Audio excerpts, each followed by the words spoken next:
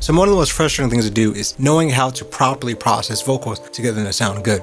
And there's one plugin that will literally separate your vocal from sounding good or bad, and that's simply EQ. The main way people mess up with EQ is not using their ear to actually EQ vocals. And what I mean by that is specifically doing ear training on frequencies so that you can hear when your vocal is muddy or excessively bright. But there are some commonalities between different types of singers. For example, males are going to have a lot of low end in their voice, and probably generally too much low end. For example, my voice is very low in pitch and formant, so I tend to have a lot of low end buildup. So males would generally have to cut down the low end and introduce a decent amount of high end because we generally don't have that much high end in our voice. Women, on the other hand, have the opposite problem. Generally speaking, you'll be a little too bright and too resonant in the higher end of your voice. So thus you're going to have to use something to help with the resonance, aka either a dynamic EQ or something like Soothe, or just an EQ, or dull down the high end if it's too bright and add some low end that you generally will lack. Another thing when it comes to EQing vocals is understanding that when you're singing in different pitches, you're going to end up having different problems. For example, if I were to sing an octave up, I would not EQ that the same as when I'm singing in my timbre that I'm talking in right now. So basically what I'm getting is the following. Listen to the vocal and use your ears and determine what frequency ranges are the problem. Use your EQ to accommodate and fix those issues, and then check your vocal throughout the song to see if you need to re-change your EQ settings depending on where you're singing in your vocal range. Different parts of your voice will need different EQ settings, and you generally will change your EQ settings throughout the course of the song, which is very common. And as always, if you guys have videos like this on songwriting, sound design,